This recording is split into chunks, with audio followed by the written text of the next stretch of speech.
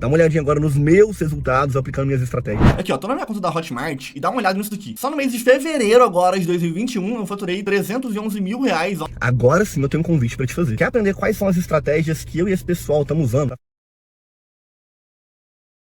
O Hop, ele falou o seguinte, que quando você tem, por exemplo, uma conversa, a gente tá conversando num bar aqui, sobre física quântica. Se chega um físico quântico aqui, a conversa acaba. Porque ninguém vai saber mais do que o físico quântico, né? Afinal, ele é especialista naquilo, vai falar, tô falando um monte de besteira, aí a opinião é essa e acabou. Agora, se chega aqui, a gente tá falando sobre economia, sobre empreendedorismo, um cara que ele tem doutorado em economia, o cara é bilionário, sei lá, tem títulos e também tem realizações práticas, ele começa a falar sobre economia, todos nós aqui ainda poderíamos ter uma visão diferente dele e retrucar o que ele tá falando. Embora, teoricamente, ele saiba muito mais do que a gente. E o pessoal fala, isso é um absurdo, né? Segundo o Hope, não. Porque ele fala, a física quântica, apesar de ser complexa, é muito menos complexa do que sistemas humanos. Fato. Imagina uma organização com 100 pessoas, cada um com um tipo de cabeça tomando decisões diferentes. Então olha a complexidade disso. O que vocês podem aconselhar para quem é empreendedor, está assistindo a gente aqui, viu essas importâncias de contratar, de demitir, ferramentas de gestão, mas como é que você pode falar para eles, ó, o que você tem que fazer nesse papel dessa estrutura complexa para melhorar o seu negócio, para que você possa alcançar novos horizontes? Bruno, complexidade mata a execução. Então, simplifica que o seu time aplica. Define 3 a 7 prioridades para o ano. É claro que quando a gente recomenda coisas para empresas, é muito contextual, depende do tamanho do business, o modelo, enfim. Você chama de, por exemplo, colocar 3 a 7 metas? 3 a 7 metas, ou iniciativas, ou projeto-chave. É claro que se você tem uma big company e você tem, né, um time de projetos, eu acho que assim, a quantidade de iniciativas tem que ter uma aderência com a sua capacidade de execução. Muito empresário me pergunta, Marcos, vou abrir um outro negócio, ou o meu negócio tradicional consolidou, vou começar a investir em startups, posso ou não posso? O ponto é o seguinte, você está equilibrando um prato aqui, esse prato está bem equilibrado, né? Você tem uma estrutura que vai conseguir rodar esse prato e aí você desviar ali uma parte do seu tempo para outras iniciativas.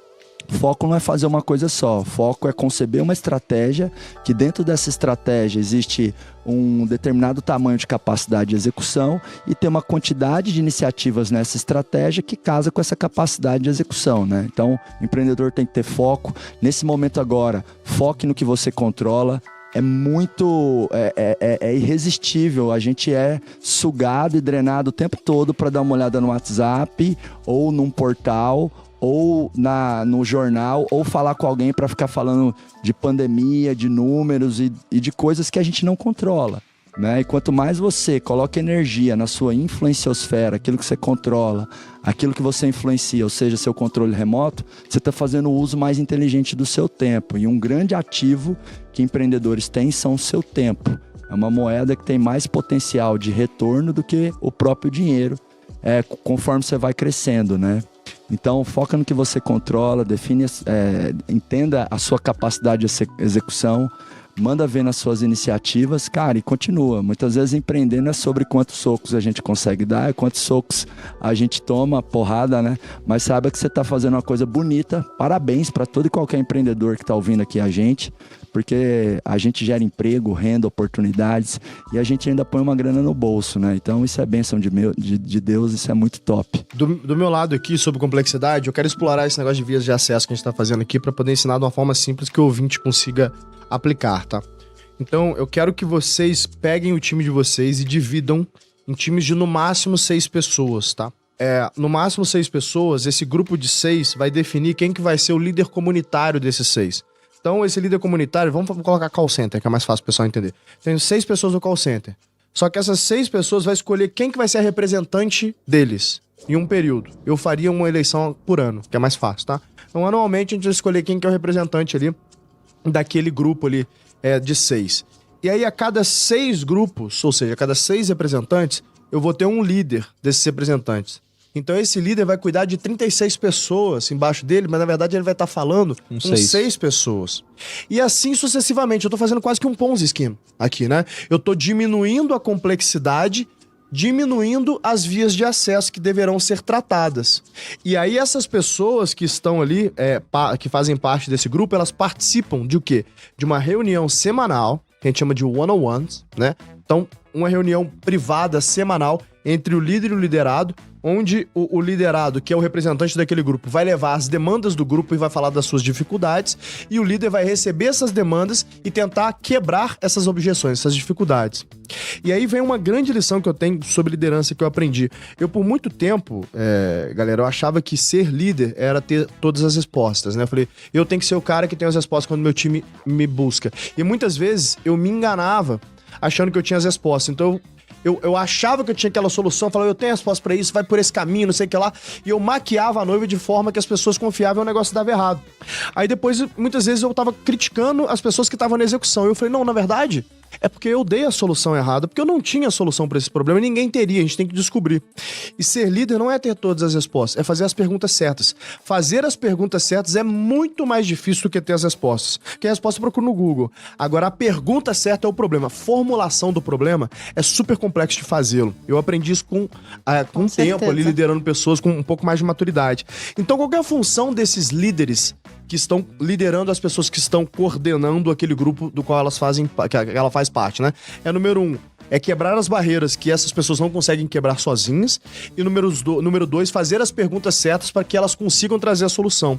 Então, o ultimately, assim, o último ponto, na verdade, o que pode ter de mais incrível na gestão é esse líder se tornar cada vez mais dispensável. E como que ele se torna dispensável? Tendo as pessoas certas, né?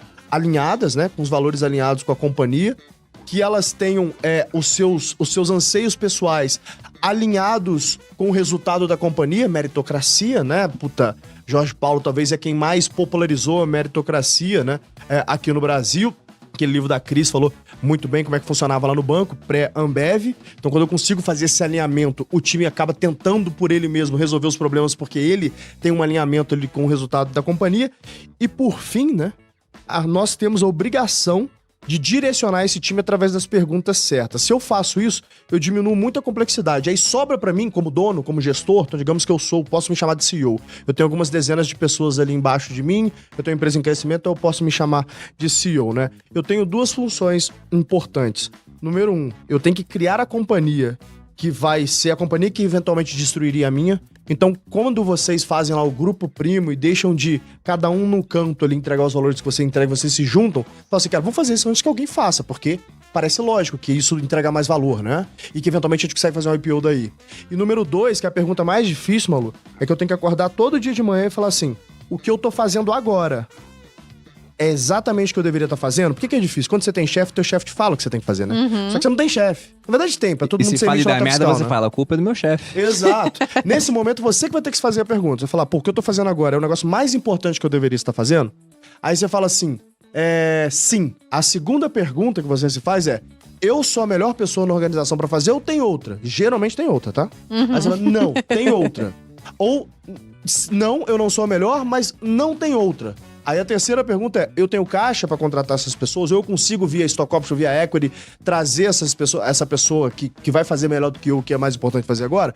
A resposta é sim. Então sua tarefa é buscar essa pessoa. Pode ver que quando você fala com líderes de grandes... Para de ver baboseira na internet, de verdade. Você tem que usar isso daqui pra começar a aprender coisas que realmente podem fazer a diferença na sua vida, tanto pessoal como financeira. E não, eu não vou ser mais um desses caras que fala e não prova nada. Dá uma olhada nos resultados dessa galera depois que eles aprenderam minhas estratégias de venda. Nos últimos 30 dias foram mais de 13 mil reais. Em uma semana eu fiz quase 3 mil reais. 2.500, né? Nada mal pra quem tem 16 anos. Ali eu tenho 8.733. Aí pra você ver, fiz mais de 20 mil reais em apenas um dia. Esse aqui é o meu saldo, já fiz aí vários saques. Aí tá um pouquinho dos meus resultados faturados pela Hotmart. Olha aqui, um saldo total de mais de 5 mil reais. Hoje eu tô faturando mais de 100 mil reais por mês, pude sair do meu emprego e tô vivendo, viajando, trabalhando pela internet, que é a vida que eu sempre sonhei. E é claro, eu não podia te falar somente dos resultados deles, né? Dá uma olhadinha agora nos meus resultados aplicando minhas estratégias. Aqui, ó, tô na minha conta da Hotmart e dá uma olhada nisso daqui. Só no mês de fevereiro agora de 2021 eu faturei 311 311 mil reais, ó, também tem $1.000 aqui. Isso vem se repetindo tem muito tempo, tá? Quer ver? A primeira vez que eu faturei muito dinheiro foi lá em 2018, ó, novembro de 2018. Então você vê que é uma parada que eu venho replicando há anos, tá? Dá uma olhada, novembro de 2018, 158 mil. Vamos pegar só mais um mês aqui pra não demorar muito. Vamos pegar um ano depois disso. Vamos pegar novembro de 2019. Olha que novembro de 2019 foram 486 mil reais em um mês. E esse método é replicável.